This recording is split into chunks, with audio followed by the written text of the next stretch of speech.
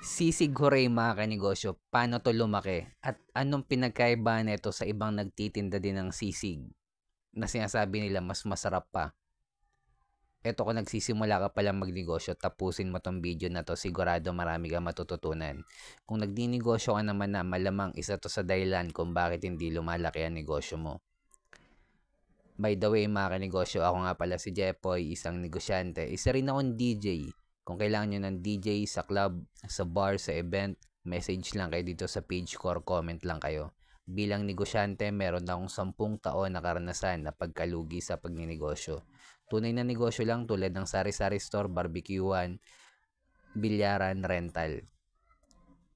Paano kumikita ang sisig Huray at anong pinagkaiba nito sa ibang nagtitinda din ng sisig? Kwento ko lang mga kanegosyo, after ko malugian ng sari-sari store, way back nung pandemic, kasi almost 95% ng negosyo nung pandemic na malapit sa school, puro nag-close. At isa na yung negosyo ko doon mga kanegosyo. Naitayo ko pala yung sari-sari store ko malapit sa school kung saan ako graduate ng college. Graduate po ako ng marketing management sa TIP Cubao, Quezon City, Technological Institute of the Philippines. After ko malugian ng sari-sari store mga kanegosyo, hindi ko pa alam yung mga focus in one na yan. Ang sunod kong nalugi na negosyo is barbecuean. Hindi pa rin ako familiar dito sa mga focus in one, scale up sa level 2 business model yung negosyo natin. So eventually mga kanegosyo, wala pa rin akong focus sa barbecuean. Ang dami kong tinda dyan, pork barbecue, tenga, isaw, balunan, bulaklak. May hotdog pa ako, tapos baga.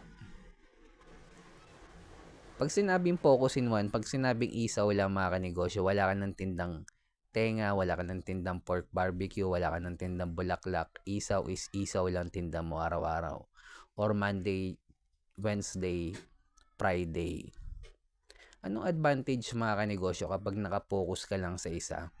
Number 1 mga kanegosyo, lahat ng marketing mo tungkol lang sa barbecue. Pork barbecue lang. Wala ka ng tindang milk tea, wala ka ng tindang sisig. Focus lang sa isa talaga mga kanegosyo. Pangalawang advantage, hindi ka hirap i-identify ng mga customer mo mga kanegosyo. Kung pork barbecue lang yung tinitinda mo, pork barbecue lang yung ipopost mo sa social media at sa mga tarpaulin mo. So every time yung customer mo magki-crave ng pork barbecue, ikaw yung maiisip nila. Pangatlo, hindi ka mahirapan sa inventory mo mga kanegosyo. Kasi isa lang yung tinitinda mo. Pang-apat, hindi ka rin hirap i-monitor yung pasok at labas ng pera, yung cash flow mo mga kanegosyo, dahil isa lang yung tinitinda mo. At panghuli mga kanegosyo, pwede mo pa siyang i-scale up. Una, ikaw may-ari ng produkto, ikaw yung nag-create ng brand. Pwede mo lang siyang tatakan na, sabihin mo, Boss Jepoy Pork Barbecue. Yun yung pinaka-brand niya mga kanegosyo. Tulad na lang ng ginawa ng Sisig Huray. Ano pinagkaiba ng Sisig Huray sa ibang nagtitinda ng sisig mga kanegosyo? Ang Sisig Huray mga kanegosyo, pina-franchise niya yung negosyo niyang sisig. Hindi na kumikita yung may-ari ng Sisig Huray sa pagtitinda ng sisig per se. Kumikita na yung may-ari ng Sisig Huray sa magpa-franchise ng negosyo nila. Sa franchising fee mga kanegosyo. Focus pa rin sa sisig, hindi siya nagdagdag ng ibang produkto, sisig lang yung tinda niya. From the beginning, ang binago niya lang is business model. In-apply niya to ng franchising business model. At doon tunay na kumita yung may-ari ng Sisig Huray.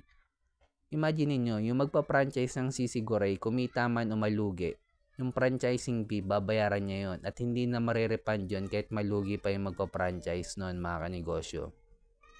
Automatic profit na yun sa may-ari ng Sisig Huray.